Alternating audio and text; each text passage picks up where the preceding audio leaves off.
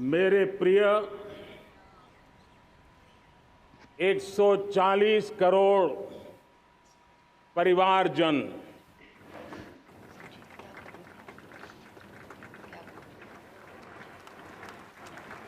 दुनिया का सबसे बड़ा लोकतंत्र और अब बहुत लोगों का अभिप्राय है कि जनसंख्या की दृष्टि से भी हम विश्व में नंबर 1 पर है। इतना बड़ा विशाल देश, 140 करोड़ देश कि मेरे भाई बहन, मेरे परिवारजन आज आजादी का पर्व मना रहे हैं। मैं देश के कोटि कोटि जनों को, देश और दुनिया में भारत को प्यार करने वाले, भारत का सम्मान करने वाले, भारत का गौरव करने वाले कोटि कोटि जनों को आजादी के इस महान पवित्र पर्व की अनेक अनेक शुभकामनाएं देता हूं। मेरे प्यारे परिवारजन, पूज्य बापू के नेतृत्व में असहयोग का आंदोलन, सत्याग्रह की मूवमेंट और भगत सिंह, सुखदेव, राजगुरु जैसे अनगिनत वीरों का बलिदान, उस पीढ़ी में शायद ही कोई व्यक्ति होगा जिसने देश की आजादी में अपना योगदान न दिया हो।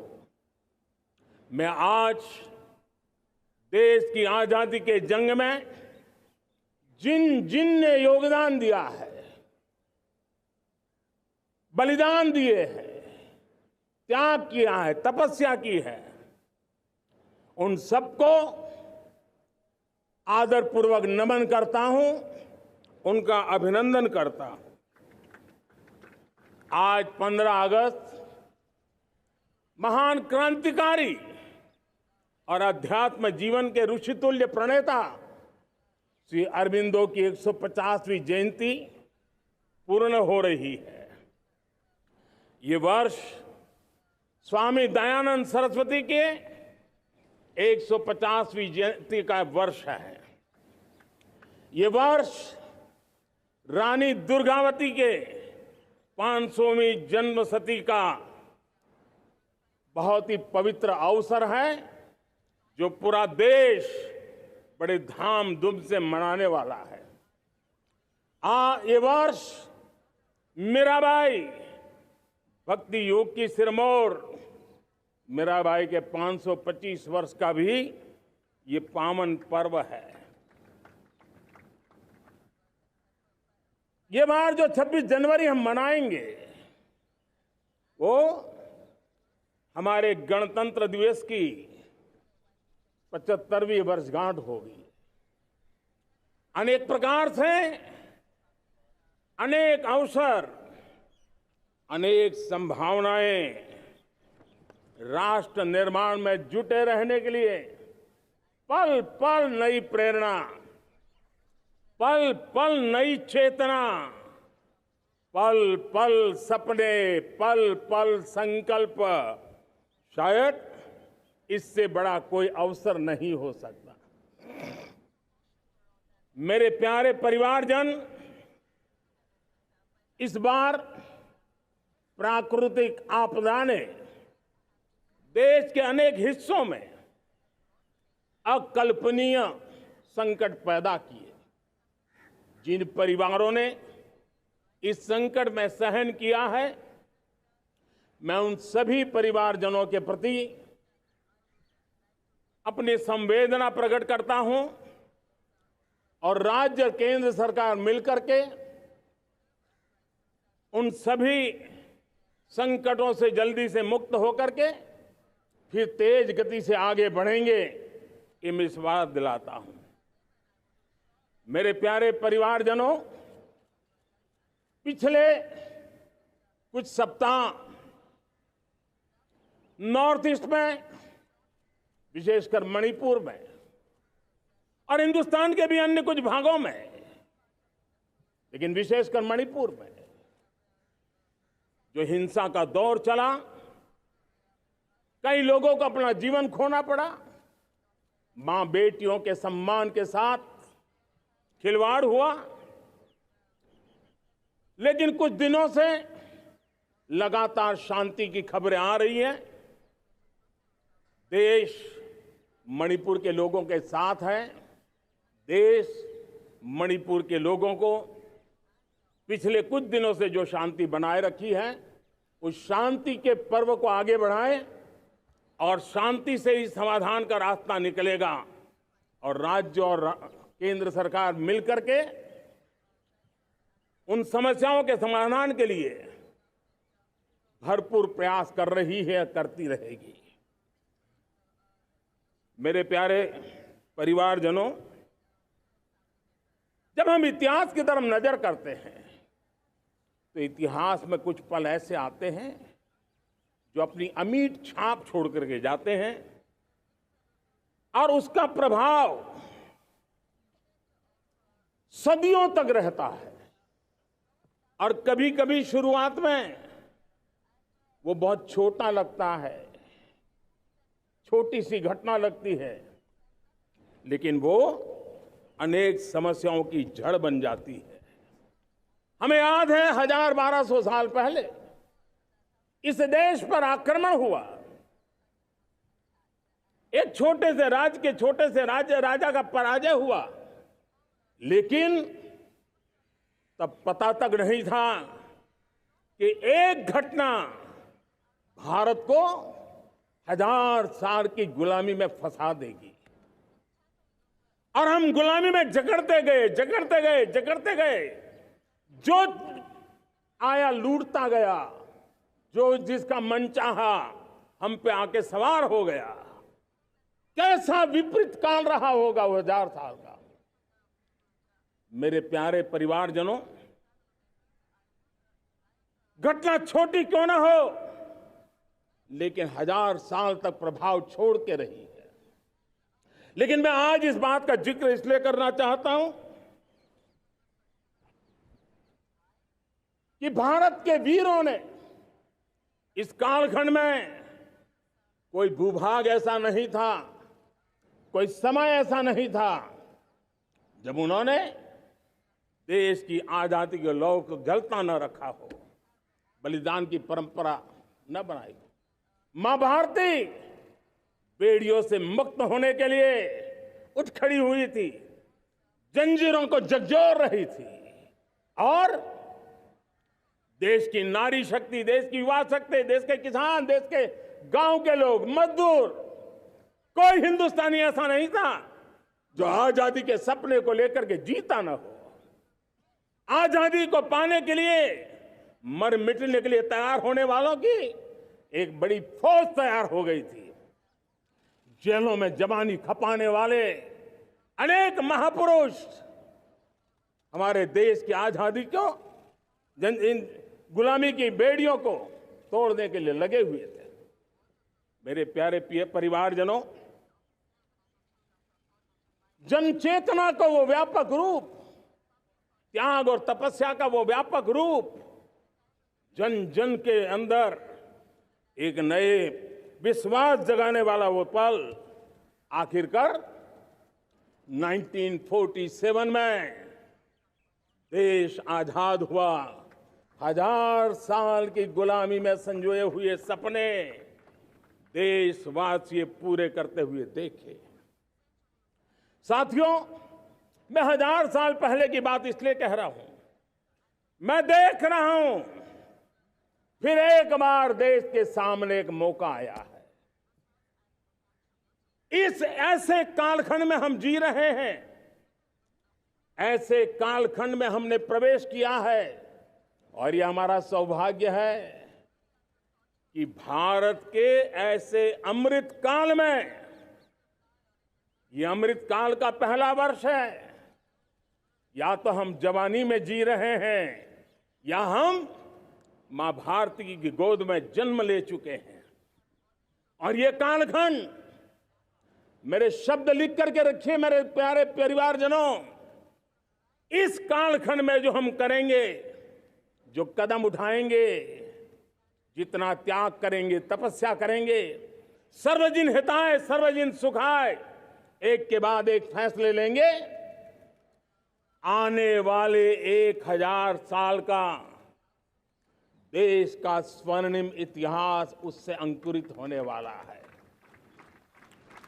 इस कालखंड में होने वाली घटनाएं आगामी 1000 साल के लिए इसका प्रभाव पैदा करने वाली है। गुलामी की मानसिकता से बाहर निकला हुआ देश पंच प्राण को समर्पित होकर के एक नए आत्मविश्वास के साथ आज आगे बढ़ रहा है। नए संकल्पों को सिद्ध करने के लिए वो जी जान से जुड़ रहा है। मेरी भारत माता, जो कभी ऊर्जा का सामर्थ्य था लेकिन राख के ढेर में दबी पड़ी थी, वो भारत मां 140 करोड़ देशवासियों के पुरुषार्थ है, उनकी चेतना से, उनकी ऊर्जा से फिर एक बार जागृत हो चुकी है। मां भारती जागृत हो चुकी है। और मैं साफ देख रहा हूं दोस्तों, यही कालखंड है। पिछले 9-10 साल हमने अनुभव किया है, विश्व भर में भारत की चेतना के प्रति, भारत के सामर्थ्य प्रति एक नया आकर्षण, नया विश्वास, नई आशा पैदा हुई है। और ये प्रकाश पुंज जो भारत से उठा है, वो विश्व को उसमें अपने लिए ज्योति नजर आ रही है।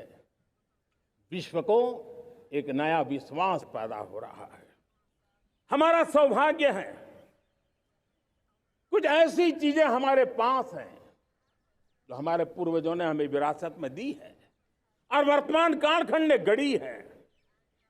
आज हमारे पास डेमोग्राफी है, आज हमारे पास डेमोक्रेसी है, आज हमारे पास डाइवर्सिटी है। डेमोग्राफी, डेमोक्रेसी और डाइवर्सिटी की ये त्रिवेणी भारत के हर सपने को साकार करने का सामर्थ्य रखती है। आज पूरे विश्व में वहां देशों की उम्र ढल रही है, ढलाव पर है, तब भारत यौवन की तरफ ऊर्जावान होकर के बढ़ रहा है। कितने बड़े गौरव का कालखंड है कि आज 30 साल की कम आयु की जनसंख्या दुनिया में सर्वाधिक कहीं है तो ये मेरे भारत मां की गोद में है, ये मेरे देश में है। और 30 साल से कम उम्र की नौजवान हो मेरे देश के पास हो, कोटि कोटि भुजाएं हो, कोटि कोटि मस्तिष्क हो, कोटि कोटि सपने, कोटि कोटि संकल्प हो, तो भाइयों बहनों, मेरे प्रिय परिवारजनों, हम इच्छित परिणाम प्राप्त करके रह सकते हैं। मेरे प्यारे परिवारजनों, देश का भाग्य ऐसी घटनाएं बदल देती है, यह सामर्थ्य देश के भाग्य को बदल देता है। भारत 1000 साल की गुलामी और आने वाले 1000 साल के भव्य भारत के बीच में पड़ाव पर हम खड़े हैं, एक ऐसी संधि पर खड़े हैं। और इसलिए अब हमें न रुकना है, न दुविधा में जीना है। मेरे प्यारे प्रिय परिवारजनों, हमें खोई हुई उस विरासत का गर्व करते हुए, खोई हुई समृद्धि को प्राप्त करते हुए, हमें फिर एक बार, और ये बात मान के चले, हम जो भी करेंगे, हम जो भी कदम उठाएंगे, हम जो भी फैसला लेंगे, वो अगले 1000 साल तक अपनी दिशा निर्धारित करने वाला है, भारत के भाग्य को लिखने वाला है। मैं आज मेरे देश के नौजवानों को, मेरे देश की बेटे बेटियों को ये जरूर कहना चाहूंगा, जो सौभाग्य आज मेरे युवाओं को मिला है, ऐसा सौभाग्य शायद ही किसी के नसीब होता है जो आपके नसीब हुआ है। और इसलिए हमें ये गंवाना नहीं है। युवा शक्ति पर मेरा भरोसा है, युवा शक्ति में सामर्थ्य है, और हमारी नीतियां, हमारी रीतियां भी उस युवा सामर्थ्य को और बल देने के लिए है। आज मेरे युवाओं ने दुनिया में पहले 3 स्टार्टअप इकोसिस्टम में भारत को स्थान दिला दिया है। विश्व के युवाओं को अचंभा हो रहा है भारत के इस सामर्थ्य को लेकर के, भारत की इस ताकत को देख करके। आज दुनिया टेक्नोलॉजी ड्रिवन है और आने वाला युग टेक्नोलॉजी से प्रभावित रहने वाला है, और तब टेक्नोलॉजी में भारत की जो टैलेंट है उसकी एक नई भूमिका रहने वाली है। साथियों, मैं पिछले दिनों G20 समिट में बाली गया था, और बाली में दुनिया के समृद्ध देश, दुनिया के विकसित देश भी, उनके मुखिया मुझे भारत की डिजिटल इंडिया की सफलता के लिए बारीकियों से जानने के लिए इच्छुक थे। हर कोई इसका सवाल पूछता था, और जब मैं उनको कहता था कि भारत ने जो कमाल किया है ना, वो दिल्ली, मुंबई, चेन्नई तक सीमित नहीं है। भारत ने जो कमाल कर रहा है, मेरे टियर 2, टियर 3 सिटी के युवा भी आज मेरे देश का भाग्य गढ़ रहे हैं, छोटे छोटे स्थान के मेरे नौजवान। और मैं आज बड़े विश्वास से कहता हूं, देश का ये जो सामर्थ्य नया नजर आ रहा है, और इसलिए मैं कहता हूं, हमारे छोटे शहर आकार और आबादी में छोटे हो सकते हैं। ये हमारे छोटे छोटे शहर, हमारे कस्बे आकार और आबादी में छोटे हो सकते हैं, लेकिन आशा और आकांक्षा, प्रयास और प्रभाव वो किसी से कम नहीं है। वो सामर्थ्य उनके अंदर है। नए ऐप्स, नए सॉल्यूशन, टेक्नोलॉजी डिवाइस। अब खेलों की दुनिया देखिए, कौन बच्चे हैं, झुग्गी झोंपड़ी से निकले हुए बच्चे आज खेलों की दुनिया में पराक्रम दिखा रहे हैं। छोटे छोटे गांव के, छोटे छोटे कस्बे के नौजवान, हमारी बेटे बेटियां आज कमाल दिखा रही हैं। अब देखिए, मेरे देश की 100 जितनी स्कूल ऐसी हैं जहां के बच्चे सैटेलाइट बना करके सैटेलाइट छोड़ने की तैयारियां कर रही हैं। आज हजारों टिंकरिंग लैब नए वैज्ञानिकों का गर्भाधान कर रही है। आज हजारों टिंकरिंग लैब लाखों बच्चों को साइंस और टेक्नोलॉजी की राह पर आगे बढ़ने के लिए प्रेरणा दे रही हैं। मैं मेरे देश के नौजवानों को कहना चाहता हूं, अवसरों की कमी नहीं है। आप जितने अवसर चाहेंगे, ये देश आसमान से भी ज्यादा अवसर आपने देने का सामर्थ्य रखता है। मैं आज लाल किले की प्राचीर से मेरे देश की माताओं, बहनों, मेरे देश की बेटियों को हृदय से अभिनंदन करना चाहता हूं। देश आज जब पहुंचा है, अब विशेष शक्ति जुड़ रही है मेरी माताओं बहनों के सामर्थ्य की।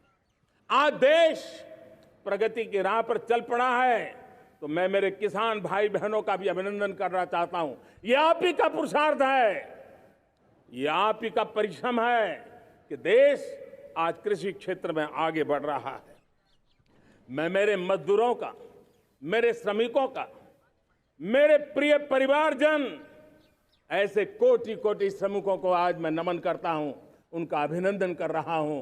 देश आज जो आधुनिकता की ओर बढ़ रहा है, विश्व की तुलना करने वाले सामर्थ्य के साथ नजर आ रहा है, उसके पीछे मेरे देश के मजदूरों का, मेरे देश के श्रमिकों का बहुत बड़ा योगदान है। आज समय कहता है कि लाल किले की प्राचीर से मैं उनका अभिनंदन करूं, उनका अभिवादन करूं, और ये मेरे परिवारजन 140 करोड़ देशवासी, मेरे इन श्रमिकों का, रेहड़ी पटरी वालों का, फूल सब्जी बेचने वालों का हम सम्मान करते हैं। मेरे देश को आगे बढ़ाने में, मेरे देश को प्रगति की नई ऊंचाई पर ले जाने में प्रोफेशनल्स की बहुत बड़ी भूमिका है, बढ़ती रही है। चाहे साइंटिस्ट हो, चाहे इंजीनियर्स हो, डॉक्टर्स हो, नर्सिस हो, शिक्षक हो, आचार्य हो, यूनिवर्सिटीज हो, गुरुकुल हो, हर कोई मां भारती का भविष्य उज्जवल बनाने के लिए अपनी पूरी ताकत से लगा हुआ है। मेरे प्यारे परिवारजनों, राष्ट्रीय चेतना वो एक ऐसा शब्द है जो हमें चिंताओं से मुक्त कर रहा है, और आज वो राष्ट्रीय चेतना ये सिद्ध कर रही है कि भारत का सबसे बड़ा सामर्थ्य बना है भरोसा, भारत का सबसे बड़ा सामर्थ्य बना है विश्वास। जन जन में हमारा विश्वास, जन जन का सरकार पर विश्वास, जन जन का देश के उज्जवल भविष्य पर विश्वास, और विश्व का भी भारत के प्रति विश्वास। ये विश्वास हमारी नीतियों का है, हमारी रीति का है। भारत के उज्जवल भविष्य को जिस निर्धारित मजबूत कदमों से हम आगे बढ़ा रहे हैं, उसका है। भाइयों बहनों, मेरे प्यारे परिवारजनों, ये बात निश्चित है कि भारत का सामर्थ्य और भारत की संभावनाएं विश्वास की नई बुलंदियों को पार करने वाली है, और ये विश्वास की नई बुलंदियां नए सामर्थ्यों को लेकर के चलनी चल रही है। आज देश में G20 समिट के मेहमान नवाजी का भारत को अवसर मिला है।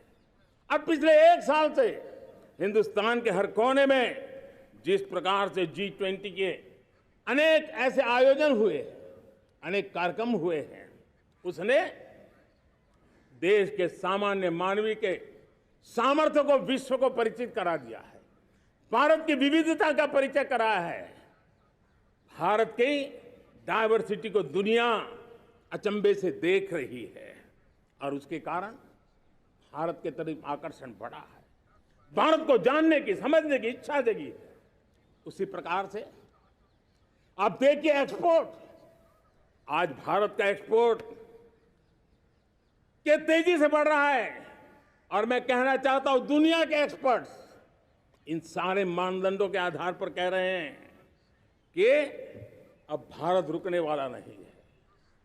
दुनिया की कोई भी रेटिंग एजेंसी होगी वो भारत का गौरव कर रही है। कोरोना काल के बाद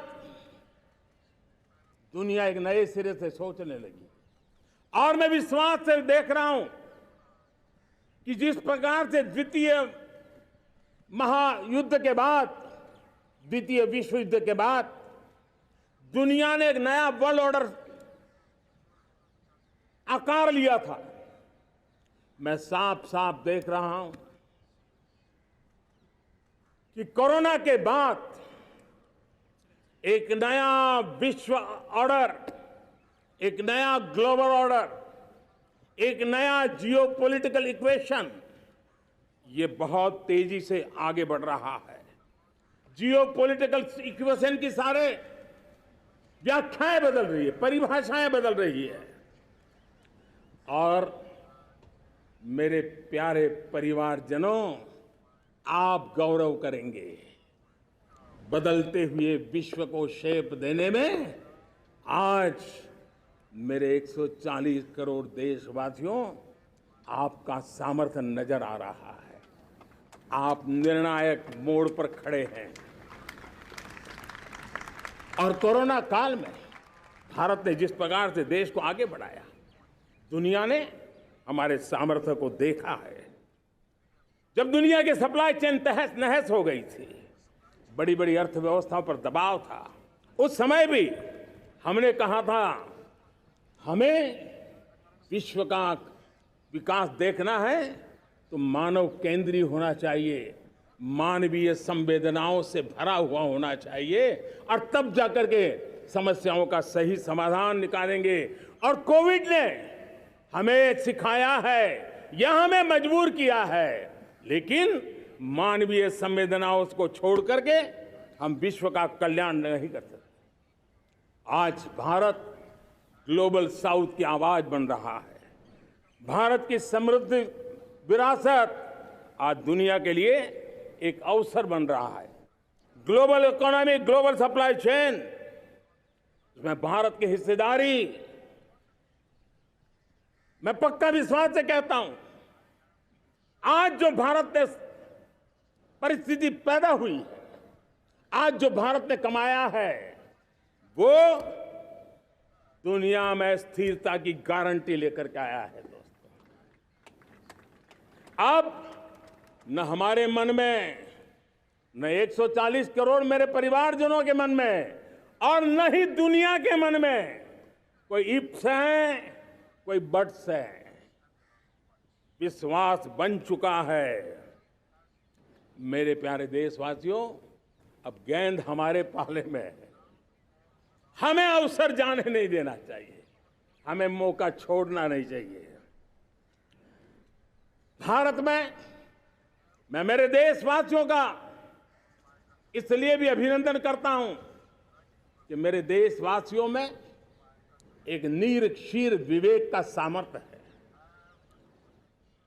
समस्याओं की जड़ों को समझने का सामर्थ्य है। और इसलिए 2014 में मेरे देशवासियों ने 30 साल के अनुभव के बाद तय किया कि देश को आगे ले जाना है तो स्थिर सरकार चाहिए, मजबूत सरकार चाहिए, पूर्ण बहुमत वाली सरकार चाहिए। और देशवासियों ने एक मजबूत और स्थिर सरकार बनाई। और 3 दशकों के जो अनिश्चितता का कालखंड था, जो अस्थिरता का कालखंड था, जो राजनीतिक मजबूरियों से देश जकड़ा हुआ था, उससे मुक्ति मिली। मेरे प्यारे परिवारजनों, देश के पास आज एक ऐसी सरकार है, वो सर्वजन हिताय सर्वजन सुखाय, देश के संतुलित विकास के लिए समय का पल पल और जनता की पाई पाई, जनता की भलाई के लिए लगा रही है। और मेरी सरकार, मेरे देशवासियों का मन एक बात से जुड़ा हुआ है। हमारे हर निर्णय, हमारे हर दिशा, उसका एक ही मानदंड है, नेशन फर्स्ट, राष्ट्र प्रथम।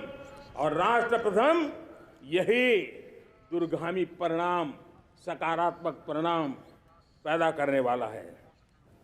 देश में बड़े स्तर पर काम हो रहा है। और लेकिन मैं कहना चाहूंगा, 2014 में आपने एक मजबूत सरकार बनाई, और मैं कहता हूं 2014 में और 2019 में आपने एक सरकार फॉर्म की, तो मोदी में रिफॉर्म करने की हिम्मत आई। आपने ऐसी सरकार फॉर्म की कि मोदी को रिफॉर्म की हिम्मत आई। और जब मोदी ने एक के बाद एक रिफॉर्म किए, तो मेरे ब्यूरोक्रेसी के लोग, मेरे लाखों हाथ पैर जो हिंदुस्तान के कोने कोने में सरकार के हिस्से के रूप में काम कर रहे हैं, उन्होंने ब्यूरोक्रेसी ने ट्रांसफॉर्म करने के लिए, परफॉर्म करने की जिम्मेवारी बखूबी निभाई। और उन्होंने परफॉर्म करके दिखाया, और जनता जनार्दन जुड़ गई, तो वो ट्रांसफॉर्म होता भी नजर आ रहा है। और इसलिए रिफॉर्म, परफॉर्म, ट्रांसफॉर्म, ये कालखंड अब भारत के भविष्य को गढ़ रहा है। और हमारी सोच देश की उस ताकतों को बढ़ावा देने पर है जो आने वाले 1000 साल की नींव को मजबूत करने वाले हैं। दुनिया को युवा शक्ति की जरूरत है, युवा स्किल की जरूरत है। हमने अलग स्किल मिनिस्ट्री बनाई, वो भारत की आवश्यकताओं को तो पूरी करेगी, वो दुनिया की आवश्यकताओं को पूरी करने का भी सामर्थ्य रखेगी। हमने जल शक्ति मंत्रालय बनाया।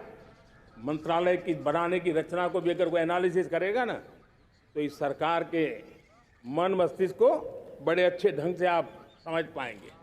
हमने जल शक्ति मंत्रालय बनाया। ये जल शक्ति मंत्रालय हमारे देश के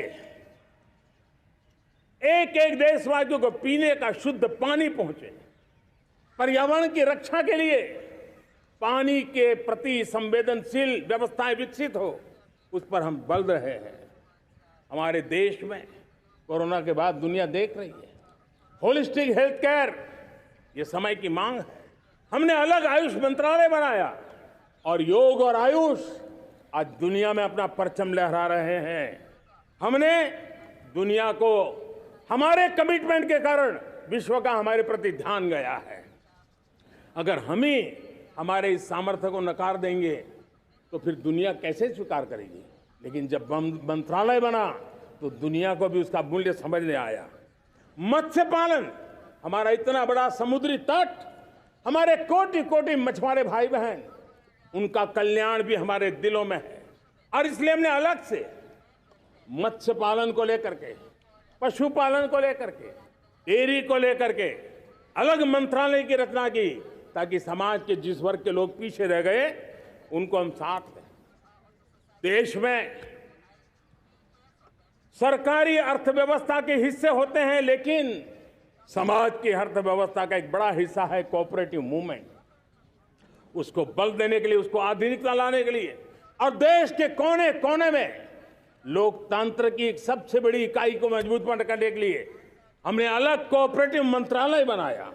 और वो हमारी सहकारी संस्थाएं उसका जाल बिछा रहा है, ताकि गरीब से गरीब की वहां सुनवाई हो, उसकी आवश्यकताओं की पूर्ति हो, और वो भी राष्ट्र के विकास की योगदान में एक छोटी इकाई का हिस्सा बनकर के उसमें वो योगदान दे रखें। हमने सहकार से समृद्धि का रास्ता अपनाया है। मेरे प्यारे परिवारजनों,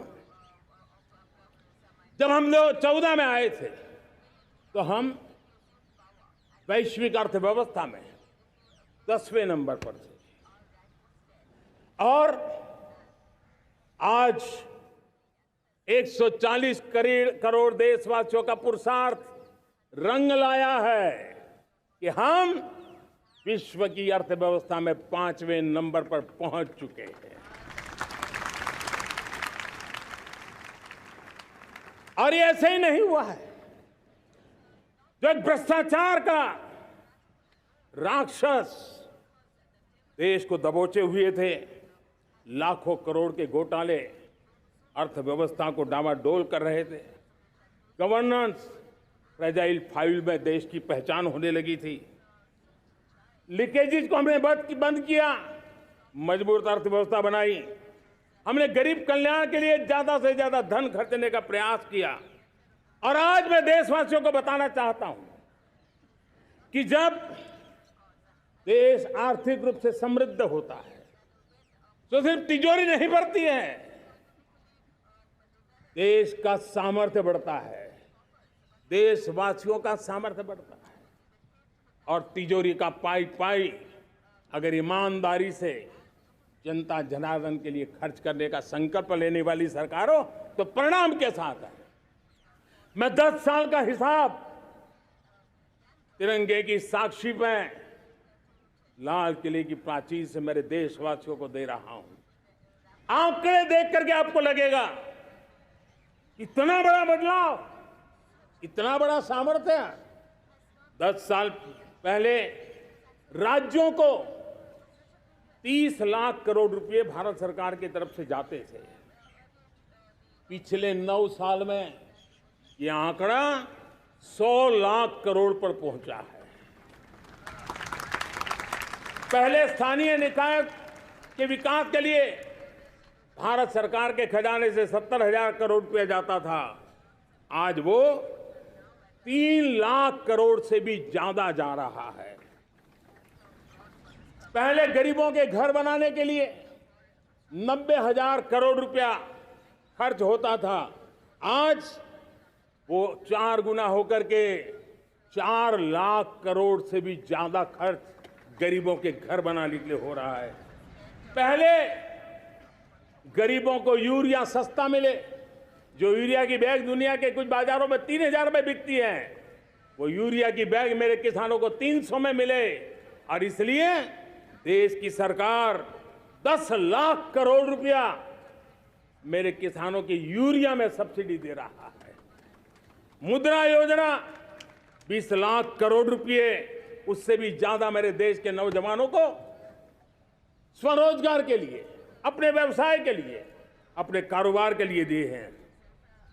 8 करोड़ लोगों ने नया कारोबार शुरू किया है। और 8 करोड़ लोगों ने कारोबार शुरू किया ऐसा नहीं, हर कारोबारी ने एक या दो लोगों को रोजगार दिया है। 8 से 10 करोड़ नए लोगों को रोजगार देने का सामर्थ्य ये मुद्रा योजना से लाभ लेने वाले 8 करोड़ नागरिकों को करा है। एमएसएमई को करीब 3.5 लाख करोड़ रुपए की मदद से कोरोना के संकट में भी उनको डूबने नहीं दिया, मरने नहीं दिया, उनको एक ताकत दी है। 1 रैंक 1 पेंशन मेरे देश के सेना के जवानों का एक सम्मान का विषय था। 70,000 करोड़ रुपया भारत की तिजोरी से आज पहुंचा है, मेरे निवृत्त सेना के नायकों के जेब में, उनके परिवार में पहुंचा है। सभी कैटेगरी में, मैंने तो कुछ ही गिनाए, मैं ज्यादा समय लेना नहीं चाहता। हर कैटेगरी में पहले की तुलना में अनेक गुना धन देश के विकास के लिए, कोने कोने में रोजगार पैदा करने के लिए, पाई पाई का उपयोग भारत का भाग्य बदलने के लिए हो, और इसलिए हमने काम किया है। और मेरे प्यारे प्रियजनों, इतना ही नहीं, हमने इन सारे प्रयासों का परिणाम है कि आज 5 साल के मेरे कार्यकाल में, 5 साल के कार्यकाल में, 5 साल में 13.5 करोड़ मेरे गरीब भाई बहन गरीबी की जंजीरों को तोड़ करके न्यू मिडिल क्लास के रूप में बाहर आए हैं। जीवन का इससे बड़ा कोई संतोष नहीं होता। मेरे प्यारे प्रिय परिवारजनों, और जब 13.5 करोड़ लोग गरीबी की इस मुसीबतों से बाहर निकलते हैं, तो कैसी कैसी योजनाएं उनको मदद दी है। उनको आवास योजना का लाभ मिलना, पीएम स्वनिधि से 50,000 करोड़ रुपया रेहड़ी पटरी वालों तक पहुंचाया है। आने वाले दिनों में, आने वाली विश्वकर्मा जयंती पर एक कार्यक्रम हम लागू करेंगे। इस विश्वकर्मा जयंती पर हम करीब 13-15 हजार करोड़ रुपया से, जो परंपरागत कौशल्य से रहने वाले लोग, जो औजार से और अपने हाथ से काम करने वाला वर्ग है, ज्यादातर ओबीसी समुदाय से, हमारे सुथार हो, हमारे सोनार हो, हमारे राजमिस्त्री हो, हमारे कपड़े धोने वाले काम करने वाले लोग हो, हमारे बाल काटने वाले भाई बहन परिवार हो, ऐसे लोगों को एक नई ताकत देने के लिए हम आने वाले महीने में विश्वकर्मा जयंती पर विश्वकर्मा योजना लॉन्च करेंगे और करीब 13-15 हजार करोड़ से उसका प्रारंभ करेंगे।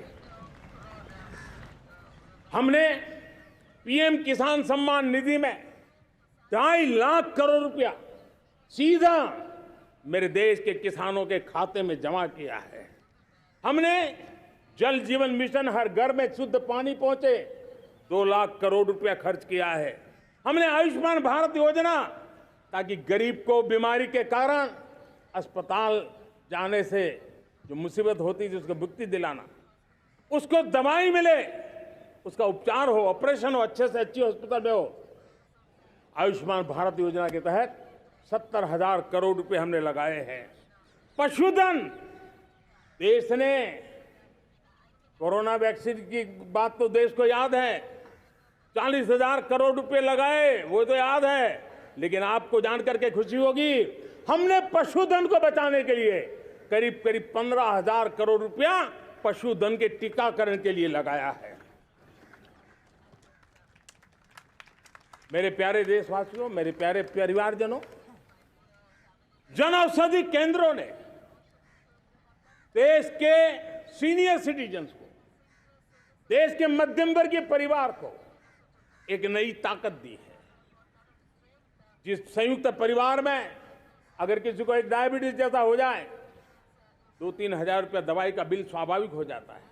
हमने जन औषधि केंद्र से जो दवाई बाजार में 100 रुपये में मिलती है, वो 10 रुपया, 15 रुपया, 20 रुपये में दी। और आज देश में 1000 जन औषधि केंद्रों से मेरे इन बीमारी में जिनको दवाई की जरूरत थी, ऐसे लोगों के करीब 20,000 करोड़ रुपया उनके जेब में बचा है। और ये ज्यादातर मध्यम वर्ग के परिवार के लोग हैं। लेकिन आज उसकी सफलता को देखते हुए मैं देशवासियों को कहना चाहता हूं, जैसे हम एक विश्वकर्मा योजना लेकर के समाज के उस वर्ग को छूने वाले हैं, अब देश में 10,000 जन औषधि केंद्र से हम 25,000 जन औषधि केंद्र का लक्ष्य लेकर के आने वाले दिनों में काम करने वाले हैं।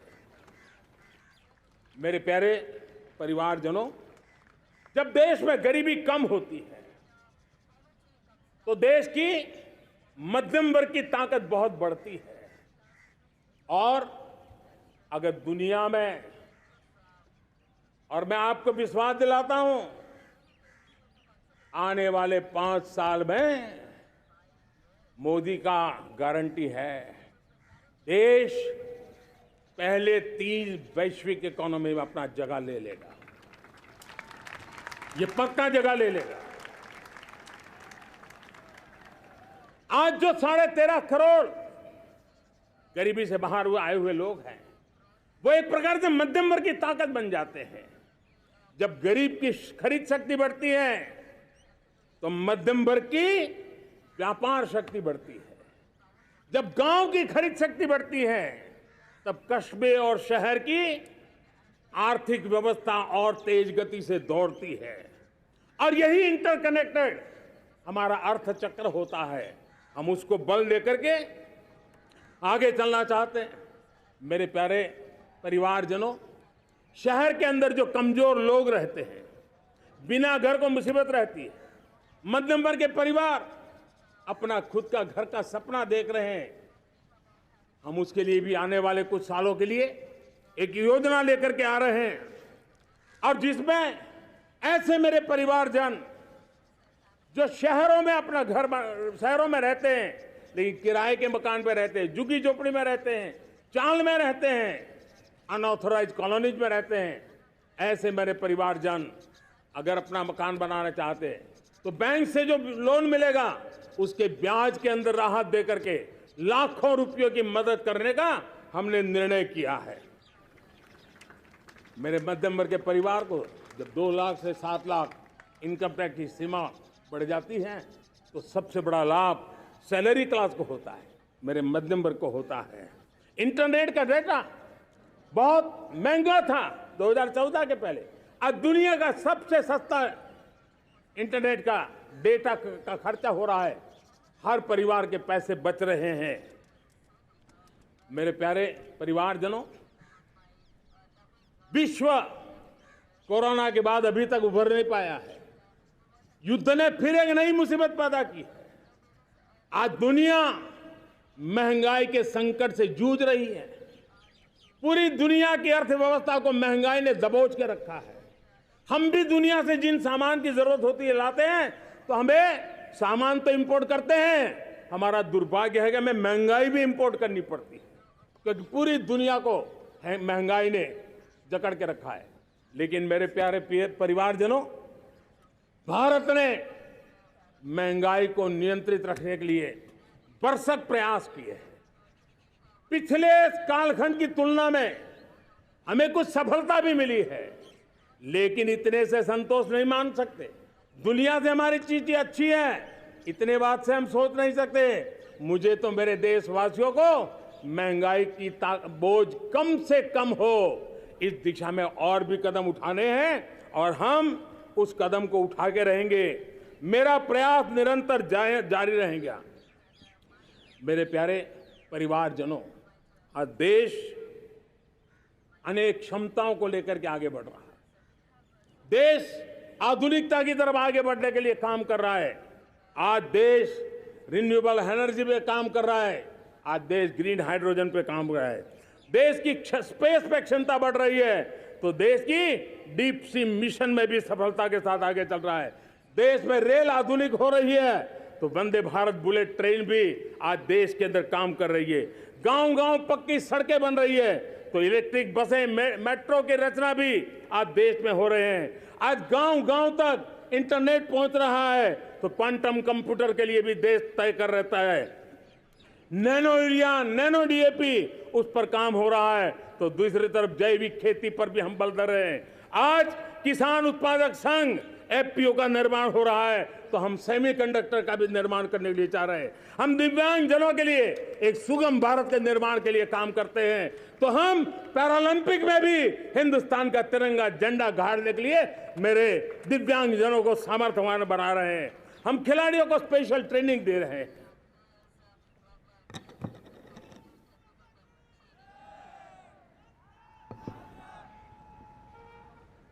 आज भारत पुरानी सोच, पुराने ढर्रे को छोड़ करके लक्ष्यों को तय करके लक्ष्यों को प्राप्त करने की दिशा से चल रहा है।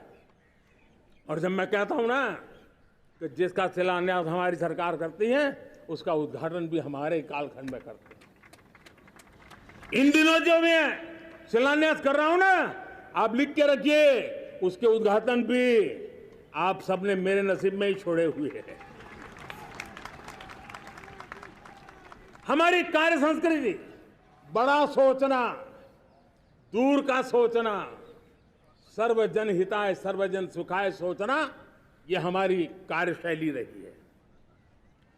और सोच से भी ज्यादा, संकल्प से भी ज्यादा हासिल कैसे करना, इस ऊर्जा के साथ हम काम करते हैं। हमने आजादी के काल अमृत महोत्सव में 75,000 अमृत सरोवर बनाने का संकल्प किया था। उस समय हमने हर जिले में 75 अमृत सरोवर बनाने का संकल्प किया था। करीब 50-55 हजार अमृत सरोवर की कल्पना की थी, लेकिन आज करीब 75,000 अमृत सरोवर का काम निर्माण हो रहा है। ये अपने आप में बहुत बड़ा काम हो रहा है। जनशक्ति और जल शक्ति की ताकत भारत के पर्यावरण की रक्षा में भी काम आने वाली है। 18,000 गांवों तक बिजली पहुंचाना, जनधन बैंक खाते खोलना, बेटियों के लिए शौचालय बनाना, सारे टारगेट समय के पहले पूरी शक्ति से पूरे करेगा। और जब भारत ठान लेता है तो उसे पूरा करके जाता है। ये हमारा ट्रैक रिकॉर्ड कहता है। 200 करोड़ वैक्सीनेशन का काम, दुनिया हमें जब पूछती है 200 करोड़ सुनती है, उनकी आंखें फट जाती है।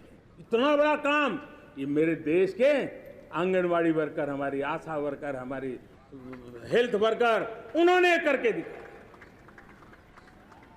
यह मेरे देश का सामर्थ्य है। 5G को रोल आउट किया, दुनिया में सबसे तेज गति से 5G रोल आउट करने वाला मेरा देश है। 700 से अधिक जिलों तक हम पहुंच चुके हैं और अब 6G की भी तैयारी कर रहे हैं। हमने टास्क फोर्स बना दिया है। रिन्यूएबल एनर्जी, हम टारगेट से पहले चले हैं। हमने रिन्यूएबल एनर्जी 2030 का जो टारगेट तय किया था, 21-22 में इसको पूरा कर दिया। हमने इथेनॉल में 20% ब्लेंडिंग की बात कही थी, वो भी हमने समय से 5 साल पहले पूरा कर दिया। हमने $500 बिलियन के एक्सपोर्ट की बात की थी, वो भी समय के पहले $500 बिलियन से ज्यादा कर दिया। हमने तय किया, जो हमारे देश में 25 साल से चर्चा हो रही थी कि देश में नई संसद बने, पार्लियामेंट का कोई सत्र ऐसा नहीं था नई संसद के। ये मोदी है, समय के पहले नई संसद बना करके रख दिया। मेरे प्यारे भाई बहनों, ये काम करने वाली सरकार है, निर्धारित लक्ष्यों को पार करने वाली सरकार है। ये नया भारत है, ये आत्मविश्वास से भरा हुआ भारत है। ये संकल्पों को चरितार्थ करने के लिए जी जान से जुटा हुआ भारत है। और इसलिए ये भारत न रुकता है, ये भारत न थकता है, ये भारत न हाँफता है और न ही ये भारत हारता है। और इसलिए मेरे प्यारे परिवारजनों, आर्थिक शक्ति बढ़ी है तो हमारी सामरिक शक्ति को भी एक नई ताकत मिली है। हमारी सीमाएं पहले से अधिक सुरक्षित हुई है और मेरे सीमा पर बैठे हुए मेरे जवान जो देश की सीमाओं की रक्षा कर रहे हैं और मेरे देश की आंतरिक सुरक्षा के संभालने वाले यूनिफॉर्म फोर्सेस, मैं आजादी के इस पावन पर्व पर उनको भी अनेक अनेक बधाई देते हुए मेरी बात को आगे बढ़ाता हूं। सेना का अधिकरण हो, हमारी सेना युवा बने, हमारी सेना बैटल के लिए रेडी, युद्ध योग्य बने, इसलिए निरंतर रिफॉर्म का काम आज हमारी सेना में हो रहा है। मेरे प्यारे परिवारजनों, आए दिन हम लोग सुना करते थे, यहां बम धमाका हुआ, वहां बम धमाका हुआ, हर जगह पे लिखा हुआ रहता था कि इस बैग को मत छूना, अनाउंसमेंट होते रहते थे। आज देश सुरक्षा की अनुभूति कर रहा है और जब सुरक्षा होती है, शांति होती है, तो प्रगति के नए अरमान हम पूरे कर सकते हैं। उसको लिए सीरियल बम धमाके का जमाना बीती हुई बात हो गई है। निर्दोषों के जो मौत होते थे वो बीते हुए कल की बात हो गई है। आज देश में आतंकी हमलों में भारी कमी आई है। नक्सल प्रभावित क्षेत्रों में भी बहुत बड़ा बदलाव आया है, बहुत बड़ा परिवर्तन का एक वातावरण बना है। मेरे प्यारे परिवारजनों, प्रगति के हर चीज में, लेकिन जब 2047 हम एक विकसित भारत का सपना लेकर के चल रहे हैं तब, और वो सपना नहीं, 140 करोड़ देशवासियों का संकल्प है और उस संकल्प को सिद्ध करने के लिए परिश्रम की पराकाष्ठा भी है। और उसकी सबसे बड़ी ताकत होती है वो राष्ट्रीय चरित्र होता है। दुनिया में जिन जिन देशों ने प्रगति की है, दुनिया में जो जो देश संकटों से वो पार करके निकले हैं, उसमें हर चीज के साथ साथ एक महत्वपूर्ण कैटलिक एजेंट रहा है, वो राष्ट्रीय चरित्र रहा है। और हमें राष्ट्रीय चरित्र के लिए और बल देते हुए हमें आगे बढ़ना होगा। हमारा देश, हमारा राष्ट्रीय चरित्र ओजस्वी हो, तेजस्वी हो, पुरुषार्थी हो, पराक्रमी हो, प्रखर हो, ये हम सबका सामूहिक दायित्व है। और आने वाले 25 साल हम एक ही मंत्र को लेकर चले, ये हमारे राष्ट्रीय चरित्र के सिरमौर होना चाहिए। एकता का संदेश, भारत की एकता को जीना, भारत की एकता को आंच आए, न ऐसी मेरी भाषा होगी, न ऐसा मेरा कोई कदम होगा। हर पल देश को जोड़ने का प्रयास मेरी तरफ से भी होता रहेगा। भारत की एकता हमें सामर्थ्य देती है। उत्तर हो, दक्षिण हो, पूर्व हो, पश्चिम हो, गांव हो, शहर हो, पुरुष हो, नारी हो, हम सब ने एकता के भाव के साथ और विविधता भरे देश में एकता का सामर्थ्य होता है। और दूसरी महत्व की बात मैं देख रहा हूं, अगर 2047 में हमें हमारे देश को विकसित भारत के रूप में देखना है तो हमें श्रेष्ठ भारत के मंत्र को जीना होगा, हमें चरितार्थ करना होगा। अब हमारे प्रोडक्शन में, मैंने 2014 में कहा था जीरो डिफेक्ट, जीरो इफेक्ट। दुनिया के किसी भी टेबल पर मेक इन इंडिया चीज हो तो दुनिया को विश्वास होना चाहिए, इससे बेहतर दुनिया में कुछ नहीं हो सकता है। ये अल्टीमेट होगा।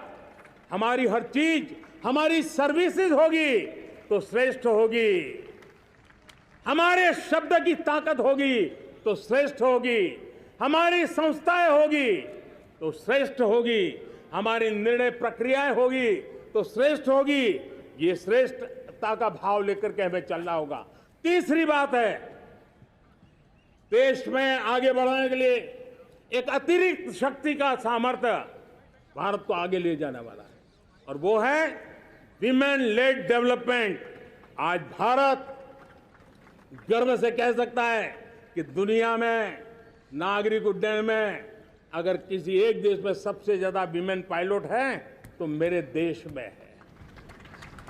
आज चंद्रयान की गति हो, मून मिशन की बात हो, मेरी विमेन साइंटिस्ट उसका नेतृत्व कर रहे हैं। आज विमेन सेल्फ हेल्प ग्रुप हो, मेरी 2 करोड़ लखपति दीदी का लक्ष्य लेकर के आज विमेन सेल्फ हेल्प ग्रुप पे हम काम कर रहे हैं। हम हमारी नारी शक्ति के सामर्थ्य को बढ़ावा देते हुए विमेन लेड डेवलपमेंट के, और जब G20 में मैंने विमेन लेड डेवलपमेंट के विषय को आगे बढ़ाया है तो पूरा G20 समूह इसके महत्व को स्वीकार कर रहा है और उसके महत्व को स्वीकार कर करके वो उसको बहुत बल दे रहे हैं। उसी प्रकार से भारत विविधताओं से भरा देश है। असंतुलित विकास के हम शिकार रहे हैं। मेरा पराया का के कारण हमारे देश के कुछ हिस्से उसके शिकार रहे हैं। अब हमें रीजनल एस्पिरेशंस को, संतुलित विकास को बल देना है और रीजनल एस्पिरेशंस को लेकर के उस भावना को हमें सम्मान देते हुए, जैसे हमारी भारत मां का कोई, हमारा शरीर का कोई अंग अगर अविकसित रहे तो हमारा शरीर विकसित नहीं माना जाएगा। हमारा शरीर का कोई अंग दुर्बल रहे तो हमारा शरीर स्वस्थ नहीं माना जाएगा। वैसे ही मेरी भारत माता, उसका कोई एक भूभाग भी, समाज का कोई तबका भी अगर दुर्बल रहे तो मेरी भारत माता समर्थ है, स्वस्थ है, ऐसा बैठ करके हम नहीं बैठ सकते।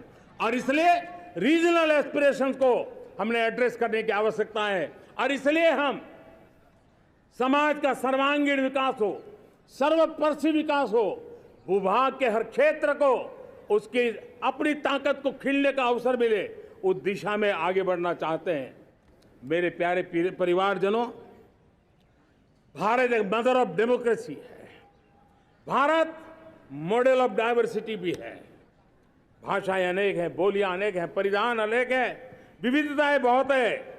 हमने उन सारे लोगों को, सारों को आधार पर आगे बढ़ना है। मेरे प्यारे परिवारजनों, देश के जब मैं एकता की बात करता हूं तब अगर घटना मणिपुर में होती है तो पीड़ा महाराष्ट्र में होती है। अगर बाढ़ आसाम में आती है तो बेचैन केरला हो जाता है। हिंदुस्तान के किसी भी हिस्से में कुछ भी हो, हम एक अंगांगी भाव की अनुभूति करते हैं। मेरे देश की बेटियों पर जुल्म न हो, यह हमारा सामाजिक भी दायित्व है, यह हमारा पारिवारिक दायित्व भी है और ये देश के नाते हम सबका दायित्व है। आज जब अफगानिस्तान से गुरु ग्रंथ साहब के स्वरूप को लाते हैं तो पूरा देश गौरव की अनुभूति करता है। जब आज दुनिया के किसी देश में कोविड के काल में मेरा कोई सिख भाई लंगर लगाता है, भूखों को खिलाता है और दुनिया में वाहवाही होती है तो हिंदुस्तान का सीना चौड़ा हो जाता है।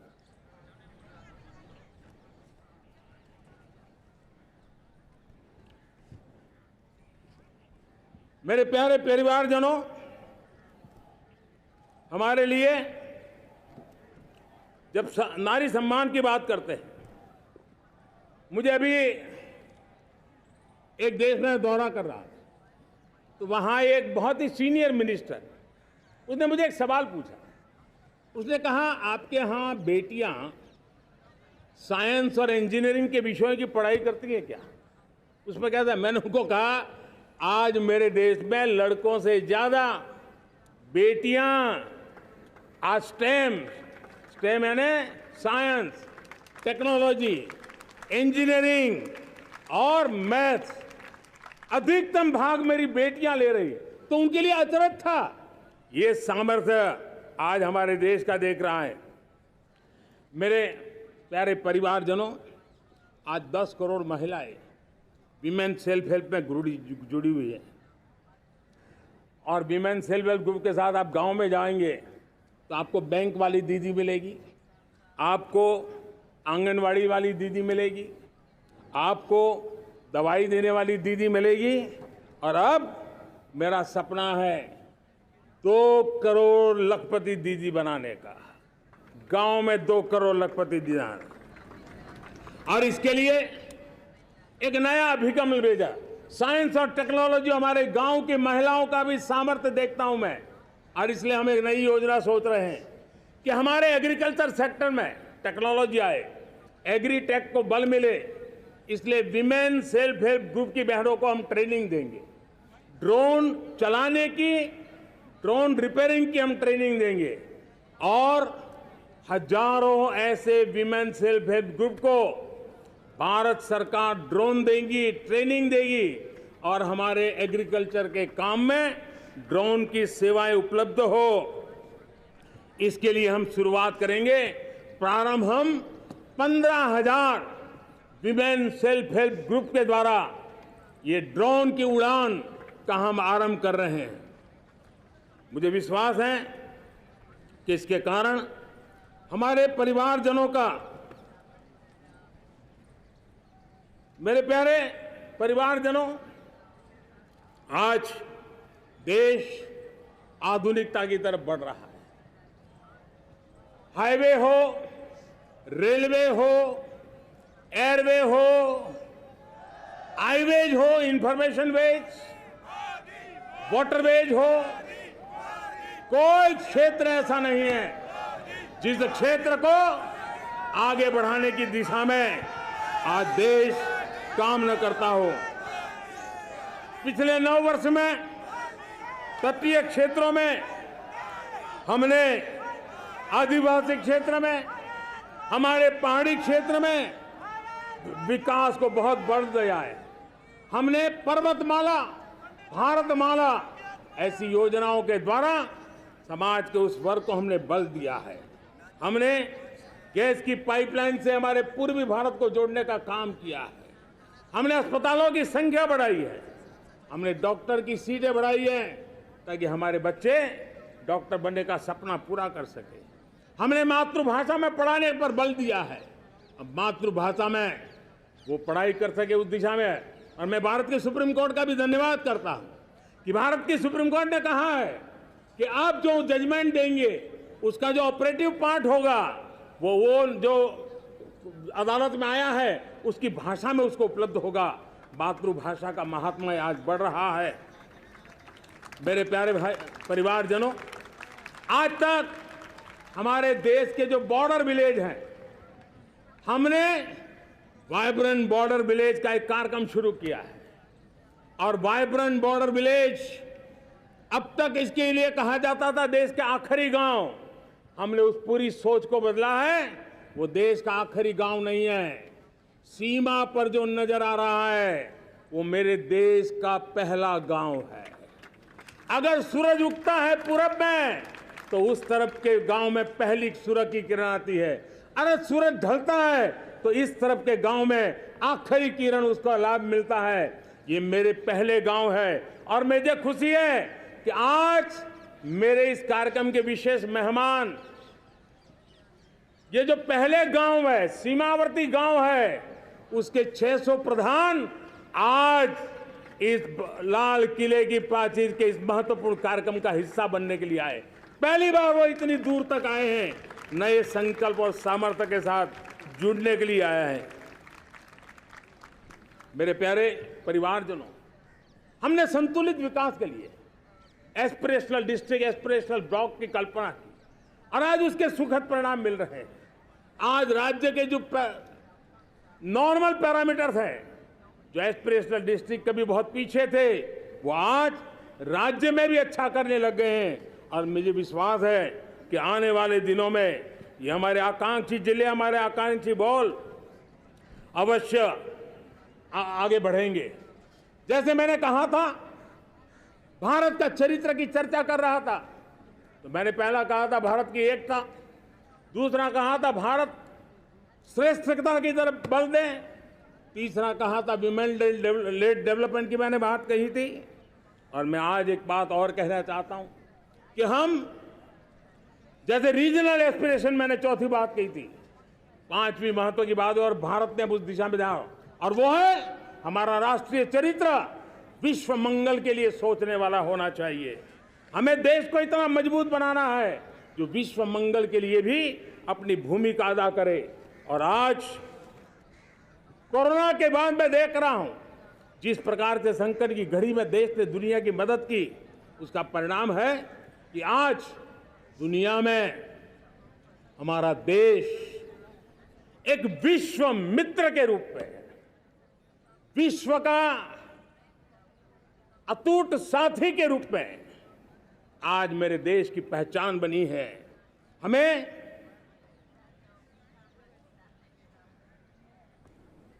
जब विश्व मंगल की बात करते हैं तब भारत का मूलभूत विचार है, उस विचार को हम आगे बढ़ाने लोग हैं। और मुझे खुशी है कि आज अमेरिकी संसद के भी कई चुने हुए गणमान्य प्रतिनिधि भी आज हमारे 15 अगस्त के इस अवसर में हमारे बीच में मौजूद है। भारत की सोच कैसी है, हम विश्व मंगल की बात को कैसे आगे बढ़ाते हैं। अब देखिए, हम जब सोचते हैं तो क्या कहते हैं, हमने दुनिया के सामने ये दर्शन रखा है और दुनिया उस दर्शन को लेकर के हमारे साथ जुड़ रही है। हमने कहा one sun, one world, one grid. Renewable energy के क्षेत्र में एक बहुत बड़ा हमारा स्टेटमेंट है, आज दुनिया उसको स्वीकार कर रही है। कोविड के बाद हमने दुनिया को कहा हमारा अप्रोच होना चाहिए वन अर्थ, वन हेल्थ। समस्याओं का समाधान तभी होगा जब मानव को, पशु को, पौधे को बीमारी के संबंध में समान रूप से एड्रेस किया जाएगा, तब जाकर के हम करेंगे। हमने G20 समिट के लिए दुनिया के सामने कहा है one world, one family, one future. इस सोच को लेकर के चल रहे हैं। हमने क्लाइमेट को लेकर के दुनिया जो संकट से जूझ रही है, हमने रास्ता दिखाया है, लाइफ मिशन लॉन्च किया है, लाइफस्टाइल फॉर एनवायरनमेंट। हमने दुनिया के सामने इंटरनेशनल सोलर अलायंस बनाया और आज दुनिया के कई देश इंटरनेशनल सोलर अलायंस का हिस्सा बन रहे हैं। हमने बायोडायवर्सिटी का महत्व देखते हुए बिग कैट अलायंस की व्यवस्था को हमने आगे बढ़ाया है। हमने प्राकृतिक आपदा के कारण, ग्लोबल वार्मिंग के कारण इंफ्रास्ट्रक्चर का जो नुकसान होता है, उसके लिए दूरगामी व्यवस्थाओं की जरूरत है और इसलिए coalition for disaster resilient infrastructure CDRI एक समाधान के रूप में दुनिया को दिया है। विश्व आज समुद्रों को संघर्ष का केंद्र बना रहा है, तब हमने दुनिया को सागर का प्लेटफॉर्म दिया है जो वैश्विक समुद्री शांति की गारंटी बन सकता है। हमने पारंपरिक चिकित्सा पद्धतियों को बल देते हुए WHO का एक ग्लोबल लेवल का सेंटर हिंदुस्तान में बनाने की दिशा में काम किया है। हमने योग और आयुष के द्वारा विश्व कल्याण और विश्व के स्वस्थता की दिशा में काम किया है और आज भारत विश्व मंगल की मजबूत नींव डाल रहा है। इस मजबूत नींव को आगे बढ़ाना हम सबका काम है, हम सबकी जिम्मेवारी है। मेरे प्यारे परिवारजनों, सपने अनेक है, संकल्प साफ है, नीतियां स्पष्ट है, नियत के सामने कोई सवाल या निशान नहीं है, लेकिन कुछ सच्चाइयों को हमें स्वीकार करना पड़ेगा और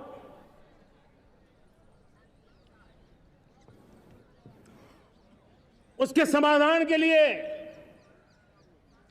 मेरे प्रिय परिवारजनों, मैं आज लाल किले से आपकी मदद मांगने आया हूं।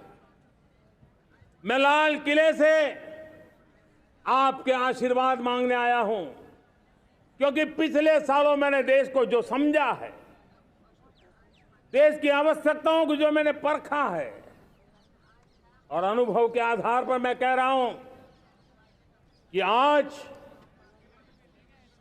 गंभीरतापूर्वक उन चीजों को हमें लेना होगा। आजादी के अमृत काल में 2047 में जब देश आजादी के 100 साल मनाएगा, उस समय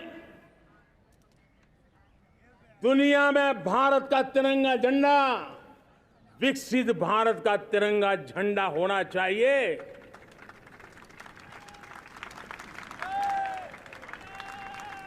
रत्ती भर भी हमें रुकना नहीं है, पीछे नहीं हटना है। और इसके लिए शुचिता, पारदर्शिता और निष्पक्षता, ये पहली मजबूती की जरूरत है।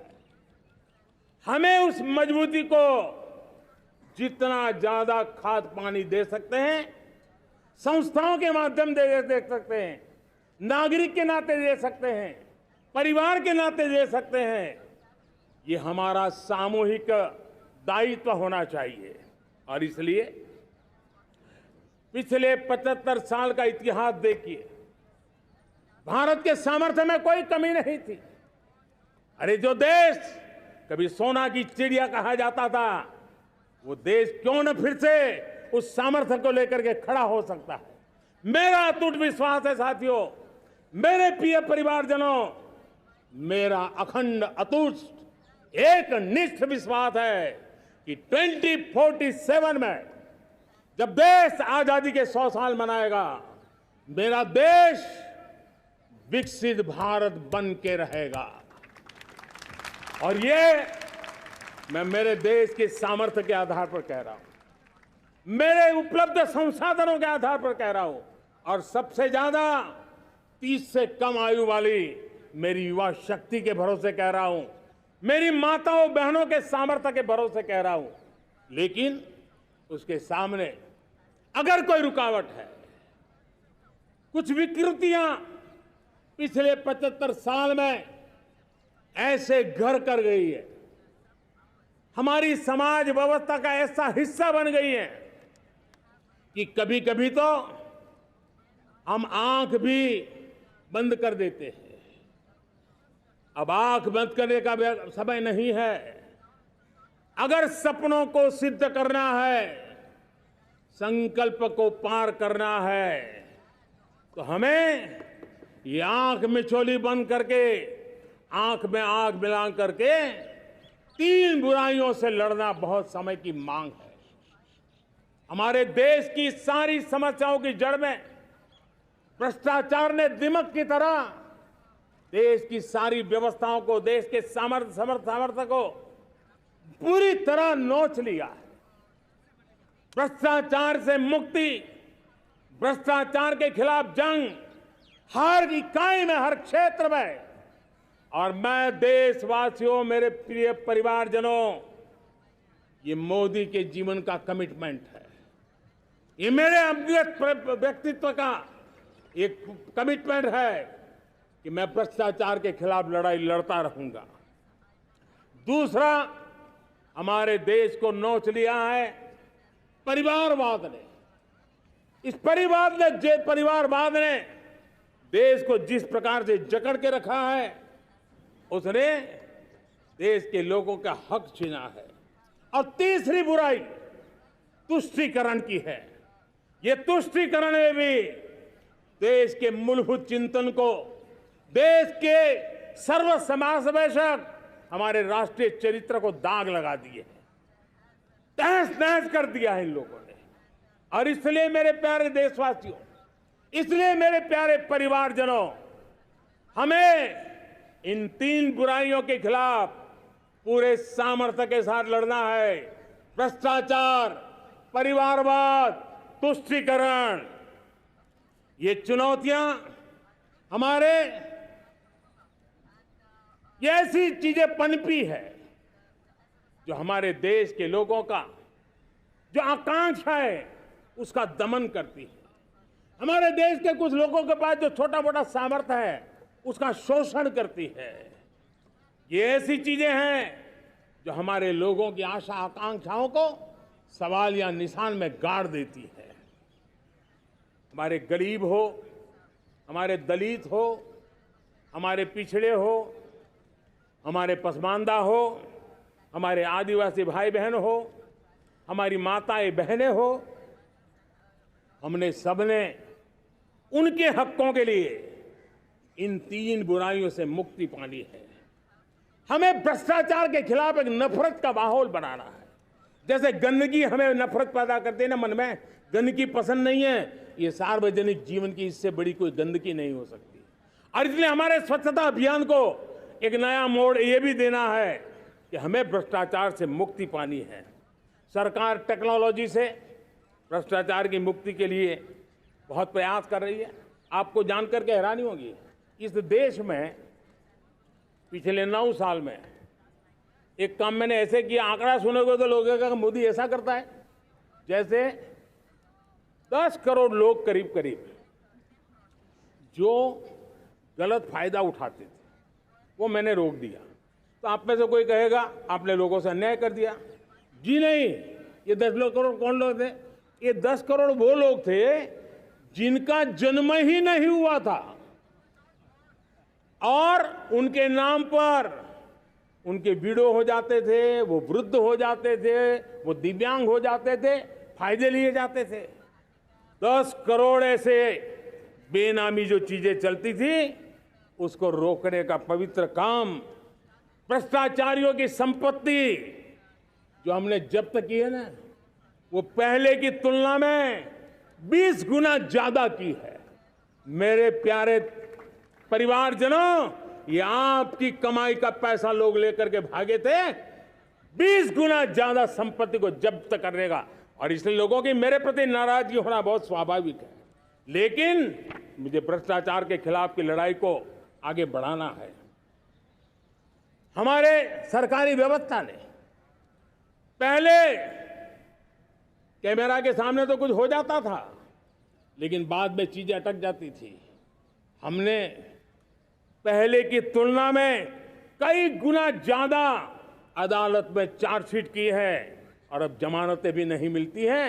वैसी पक्की व्यवस्था को लेकर के हम आगे बढ़ रहे हैं, क्योंकि हम ईमानदारी से भ्रष्टाचार के खिलाफ लड़ रहे हैं। आज परिवारवाद और तुष्टीकरण, इसने देश का बहुत बड़ा दुर्भाग्य किया है। अब लोकतंत्र में ये कैसे हो सकता है कि पॉलिटिकल पार्टी, और मैं विशेष बल दे रहा हूं पॉलिटिकल पार्टी, आज मेरे देश के लोकतंत्र में एक ऐसी विकृति आई है जो कभी भारत के लोकतंत्र को मजबूती नहीं दे सकती। और वो क्या है बीमारी? परिवारवादी पार्टियां। और उनका तो मंत्र क्या है? Party of the family, by the family and for the family. इनका तो जीवन मंत्र यही है कि उनकी पॉलिटिकल पार्टी, उनका राजनीतिक दल परिवार का, परिवार के द्वारा और परिवार के लिए, परिवारवाद और भाई भतीजावाद प्रतिभाओं के दुश्मन होते हैं, योग्यता को नकारते हैं, सामर्थ्य को स्वीकार नहीं करते हैं। और इसलिए परिवारवाद इस देश के लोकतंत्र की मजबूती के लिए उसकी मुक्ति जरूरी है। सर्वजन हिताय सर्वजन सुखाय, हर किसी को हक मिले इसलिए, और सामाजिक न्याय के लिए भी ये बहुत। उसी प्रकार से तुष्टीकरण ने सामाजिक न्याय का सबसे बड़ा नुकसान किया। अगर सामाजिक न्याय को तबाह किसने किया है तो ये तुष्टीकरण की सोच, तुष्टीकरण की राजनीति, तुष्टीकरण का सरकारी योजनाओं का तरीका, इसने सामाजिक न्याय को मौत के घाट उतार दिया है। और इसलिए हमें तुष्टीकरण, भ्रष्टाचार, ये विकास का सबसे बड़ा दुश्मन है। अगर देश विकास चाहता है, देश 2047 विकसित भारत का सपना का साकार करना चाहता है, तो हमारे लिए आवश्यक है कि हम किसी भी हालत में देश में भ्रष्टाचार को सहन नहीं करेंगे। इस मूड को लेकर के चलना चाहिए। मेरे प्यारे परिवारजनों, हम सबका एक बहुत बड़ा महत्वपूर्ण दायित्व है। आपने जिस प्रकार से जिंदगी जी है, हमारे आने वाली पीढ़ी को ऐसी जिंदगी जीने के लिए मजबूर करना, यह हमारा गुनाह है। यह हमारा दायित्व है कि हमारे आने वाली पीढ़ी को हम ऐसा समृद्ध देश दें, ऐसा संतुलित देश दें, ऐसा सामाजिक न्याय की धरोहर वाला देश दें, ताकि छोटी छोटी चीजों को पाने के लिए उन्हें कभी भी संघर्ष न करना पड़े। हम सभी का कर्तव्य, हर नागरिक का कर्तव्य है, और ये अमृत काल कर्तव्य काल है। हम कर्तव्य से पीछे नहीं उठ सकते। हमें वो भारत बनाना है जो पूज्य बापू के सपनों का था।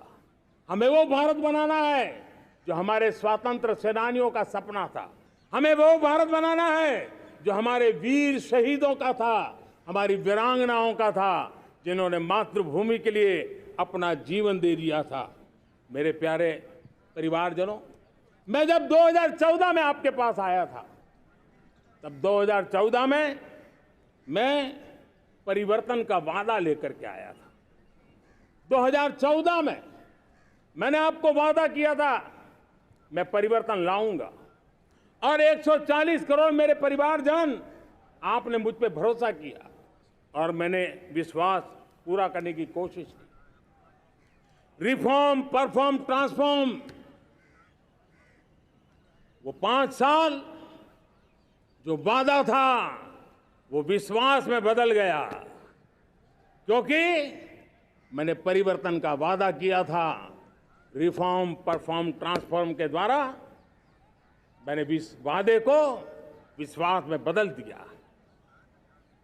कठोर परिश्रम किया है, देश के लिए किया है, शान से किया है, सिर्फ और सिर्फ नेशन फर्स्ट, राष्ट्र सर्वोपरि, इस भाव से किया है। 2019 में परफॉर्मेंस के आधार पर आप सबने मुझे फिर से आशीर्वाद दिया। परिवर्तन का वादा मुझे यहां ले आया, परफॉर्मेंस मुझे दोबारा ले आया, और आने वाले 5 साल अभूतपूर्व विकास के हैं। 2047 के सपने को साकार करने का सबसे बड़ा स्वर्णिम पल आने वाले 5 साल है। और अगली बार 15 अगस्त को इसी लाल किले से मैं आपको देश की उपलब्धियां, आपके सामर्थ्य, आपके संकल्प, उसमें हुई प्रगति, उसकी जो सफलता है, उसके गौरवगान, उससे भी अधिक आत्मविश्वास के सामने, आपके सामने मैं प्रस्तुत करूंगा। मेरे प्यारे प्रियजनों, मेरे परिवारजनों, मैं आप में से आता हूं, मैं आपके बीच से निकला हूं, मैं आपके लिए जीता हूं। अगर मुझे सपना भी आता है तो आपके लिए आता है। अगर मैं पसीना भी बहाता हूं तो आपके लिए बहाता हूं, क्योंकि इसलिए नहीं कि आपने मुझे दायित्व दिया है, मैं इसलिए कर रहा हूं कि आप मेरे परिवारजन हैं, और आपके परिवार के सदस्य के नाते मैं आपके किसी दुख को देख नहीं सकता हूं, मैं आपके सपनों को चूर चूर होते नहीं देख सकता हूं, मैं आपके संकल्प को सिद्धि तक ले जाने के लिए आपका एक साथी बन करके, आपका एक सेवक बन करके, आपके साथ जुड़े रहने का, आपके साथ जीने का, आपके लिए जूझने का मैं संकल्प लेकर के चला हुआ इंसान हूं। और मुझे विश्वास है, हमारे पूर्वजों ने आजादी के लिए जो जंग लड़ा था, जो सपने देखे थे, वो सपने हमारे साथ है। आजादी के जंग में जिन्होंने बलिदान दिया था, उनके आशीर्वाद हमारे साथ है और 140 करोड़ देशवासियों को एक ऐसा अवसर आया है। ये अवसर हमारे लिए एक बहुत बड़ा संबल लेकर के आया है और इसलिए मेरे प्यारे प्रियजनों, आज जब मैं अमृतकाल में आपके साथ बात कर रहा हूं, ये अमृतकाल का पहला वर्ष है। ये अमृतकाल के पहले वर्ष पर जब मैं आपसे बात कर रहा हूं तो मैं आपको पूरे विश्वास से कहना चाहता हूं, चलता चलाता काल चक्र, चलता चलाता काल चक्र, अमृत काल का भाल चक्र, चलता चलाता काल चक्र, अमृत काल का भाल चक्र, सबके सपने, सबके सपने अपने सपने, सबके सपने अपने सपने, पनपे सपने सारे, सबके सपने अपने सपने, पनपे सपने सारे, धीर चले वीर चले, धीर चले वीर चले, चले युवा हमारे, धीर चले वीर चले, चले युवा हमारे, नीति सही, नीति सही, रीति नहीं, नीति सही, रीति नहीं, गति सही, गति सही, राह नहीं, गति सही, राह नहीं। चुनो चुनो चुनौती, चुनो चुनौती सीना तान, चुनो चुनौती सीना तान, जग में बढ़ाओ देश का नाम, चुनो चुनौती सीना तान, जग में बढ़ाओ देश का नाम। मेरे प्यारे परिवारजनों, हिंदुस्तान के कोने कोने में बैठे हुए मेरे परिवारजन, दुनिया के कोने कोने में जाकर के बसे हुए मेरे परिवारजन, आप सबको आजादी के पावन पर्व की फिर एक बार मैं बहुत बहुत शुभकामनाएं देता हूं। ये अमृतकाल हम सबके लिए कर्तव्य काल है। ये अमृतकाल हम सबको मां भारती के लिए कुछ कर गुजारने का काल है। आजादी का जब जंग चल रहा था 1947 के पहले, जो पीढ़ी ने जन्म लिया था उन्हें देश के लिए मरने का मौका मिला था।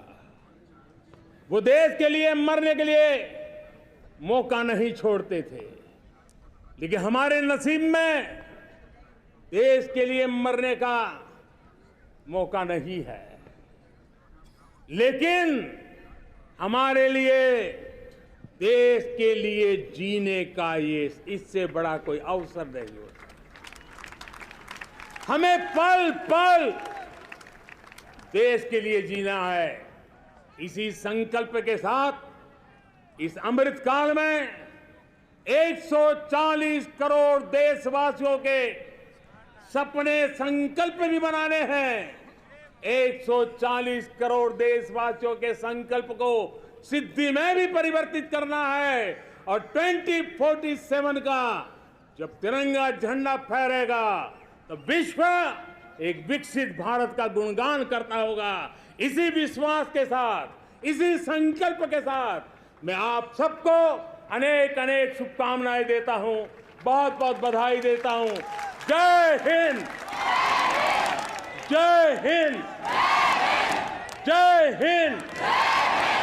भारत माता की, भारत माता की, भारत माता की। वंदे वंदे वंदे। बहुत बहुत धन्यवाद।